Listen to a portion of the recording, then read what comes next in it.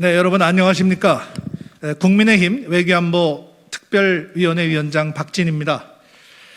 어제는 정부가 공동으로 사이버 공격을 예방하고 국민의 정보 보호 생활화를 위해서 만든 정보 보호의 날이었습니다. 저와 국민의힘의 조태용 의원, 신원식 의원, 태영호 의원, 지성호 의원 등 외교안보 특별위원회 위원들과 국회 정보위원회 하태경 의원, 당내 과학기술과 사이버 안보 분야의 김영식 의원, 조명희 의원, 이영 의원 등 9명이 어제 오전에 북한의 소행으로 추정되는 해킹 피해가 발생한 대전의 한국원자력연구원을 방문해서 간담회를 가졌습니다.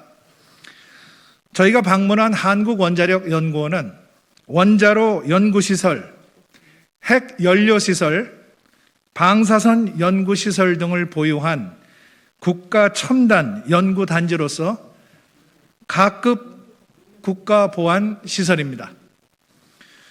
저희 방문단은 박원석 한국원자력연구원 원장으로부터 사이버 해킹 상황을 보고받고 진상을 규명하기 위한 질의응답을 실시했습니다. 한국원자력연구원의 보고에 따르면 이번 해킹과 관련해서 현재 연구원의 역량으로는 어느 곳에 얼마나 접속했는지 정확히 파악하는 데 한계가 있고 국정원이 관련 자료를 분석하고 있고 아직까지 최종 조사 결과는 공유되지 않은 상황이라고 합니다. 저희 방문단이 파악한 바에 의하면 1차적인 해킹의 원인은 한국원자력연구원의 사이버 보안 시스템에 구멍이 뚫려 있다는 것입니다. 다음은 이영 의원께서 이어서 발표해 주시겠습니다. 한국원자력연구원은 일단 발생한 해킹이 주요 기술 내용이 포함된 시스템이 아니라 행정 업무와 관련된 시스템에 접근한 것으로 인지하고 있다라고 얘기를 했습니다. 그러나 해커들이 해킹 후에 행위 기록을 지운다는 점을 감안한다면 현재 파악된 것 이상으로 정보가 누출될 가능성을 배제할 수 없습니다. 아울러 이번 해킹 이전에 사용하고 있는 VPN이라는 장비의 취약점에 관해서 보안 조치할 것을 권고했음에도 불구하고 암호 변경 등 적극적으로 대처하지 않았던 것이 이번 사고의 가장 큰 원인이었습니다. 또한 과학기술사이버안전센터에서 악성 의심이 되는 IP 1개가 연구원 VPN 시스템에 접속한 것을 5월 29일 토요일에 탐지하여 한국원자력연구원에 통보하였음에도 불구하고 이틀이 지난 5월 31일 월요일에서야 악성 코드로 의심되는 IP에서 한국원자력연구원 VPN 시스템에 로그인한 것을 확인하였고 그제서야 연구원 VPN 시스템에 접속한 외부 IP 13건을 차단하고 VPN 시스템 보안 패치 및 접근 차단 조치가 이루어졌습니다.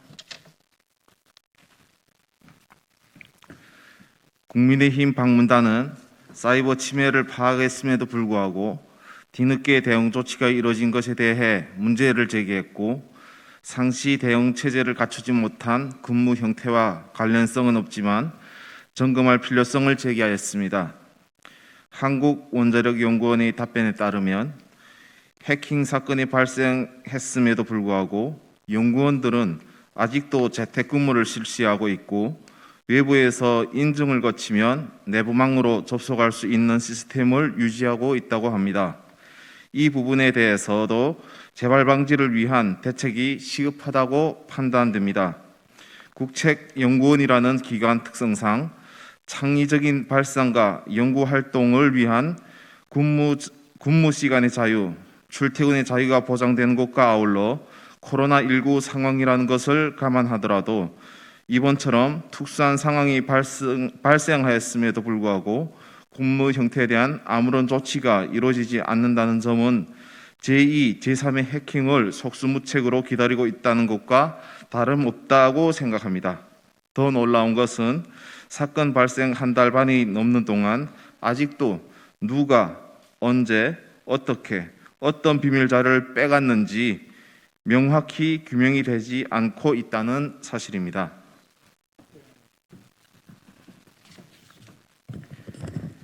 그러나 이것을 한국원자력연구원만의 책임으로 볼 수는 없습니다. 이런 국가적 차원의 해킹에 대해서는 국가사이버안보정책을 수립 시행하는 국가정보원이 철저한 대책을 마련해야 할 것입니다. 그리고 한국원자력연구원을 소관하는 과학기술정보통신부도 구체적인 대책 마련에 나서야 할 것입니다. 이미 언론에 알려진 바와 같이 국가정보원이 8일 국회 정보위원회에 보고한 내용에 따르면 한국원자력연구원은 해킹에 12일간 노출되었다고 합니다. 이런 해킹은 제3국 연계 조직으로 북한의 소행으로 추정했습니다. 아시다시피 2012년 북한 정찰 전국 산하에 전략 사이버 사령부가 창설된 이후 현재 활동 중인 북한 해커가 6,800명 규모로인 것으로 추산되고 있습니다. 이런 상황에서 보안 등급이 높은 한국원자력연구원에 대한 해킹 공격은 어느 정도 예견할 수 있은 일이었습니다. 만약에 북한이 우리의 국가 원자력 기술 연구 개발의 핵심 기관인 한국원자력연구원과 해군의 3,000톤급 신형 잠수함 등 각종 함정을 건조하는 대우조선해양 그리고 국산 전투기 KF-21을 생산하는 한국항공우주산업을 해킹했다면 이것은 명백한 국가급 사이버 테러입니다.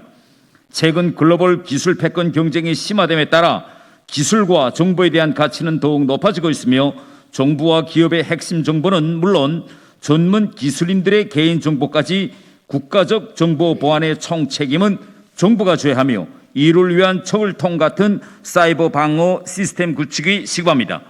북한은 인터넷이 없어 외부 세계에서 중요 기관들에 대한 접근이 불가능한 구조임에도 불구하고 내부망과 외부망을 철저히 연결시키지 못하게 하고 있습니다. 핵, 미사일 등과 같은 최고의 기밀을 다루는 기관들은 물론 외무성에서도 직원들이 개인 노트북이나 태블릿을 가지고 기관으로 출입할 수 없습니다. 핸드폰의 경우 출근하여 국 단위로 핸드폰 보관함에 보관하게 합니다. 업무를 보는 사무실에서 개인 노트북이나 태블릿은 물론 핸드폰은 철저히 금지되어 있습니다. 그러나 우리의 경우 중요 기관들에서조차 직원들이 개인 노트북, 태블릿, USB를 휴대하고 출입할 수 있습니다. 앞으로 코로나 팬데믹이 장기화될수록 재택근무와 재량 근무는 늘어날 것입니다. 이런 상황에서 국가의 중요한 기밀을 다루는 부서들에서 지금처럼 재택근무, 원격근무를 허용할지 여부는 정부가 심각히 검토해야 됩니다. 코로나로 인한 재택근무, 원격근무가 앞으로 늘어나는 것이 북한에게는 우리 중요한 기밀을 빼내갈 수 있는 절호의 기회가 될 수 있습니다. 이제라도 정부의 특단의 조치가 필요합니다. 이에 국민의힘 외교안보특위와 과학기술 사이버 분야의 의원들은 다음과 같은 대책을 제안하고자 합니다.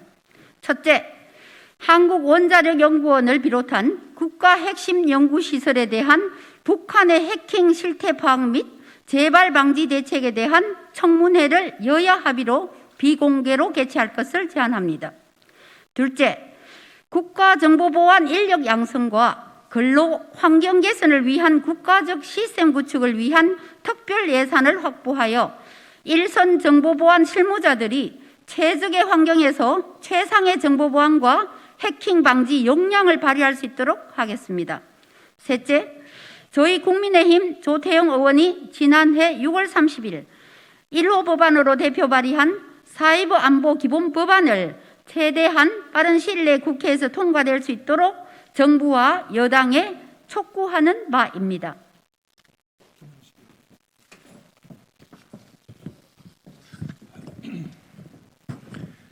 문재인 정부가 세계 최고의 원전 기술을 보유한 대한민국의 국가과학기술의 총 직결체인 원자력 기술을 포기하고 태양광과 풍력 등으로 대체하겠다는 것은 납득할 수 없는 일입니다. 정부의 무모한 탈원전 정책 추진으로 인해 원자력 분야 전문 인력들의 사기가 저하되고 이것이 보안의식 약화로 이어진 것은 아닌지 우려스럽습니다. 어제 간담회에 참석한 한국 원자력계의 한 원로는 인간의 삶을 풍요롭게 할 수 있는 최고의 기술인 원전 기술을 사장시키는 현실이 안타깝다라고 지적하면서 북한에서는 원자력 과학자들의 최고 대우를 받는데 오히려 우리나라 원자력 과학 기술자들은 홀대를 받고 있다라고 탄식을 하셨습니다. 탄소 중립 사회로 가기 위해 문재인 정부의 탈원전 정책은 근본적으로 재고되어야 합니다. 국민의힘은 앞으로 원자력 발전과 사이버 안보 강화를 위한 국회 차원의 초당적인 노력을 지속하겠습니다. 감사합니다. 이상으로 브리핑을 마치고 질문이 있으시면 100%에서 답변 드리도록 하겠습니다. 감사합니다. 인사드리겠습니다.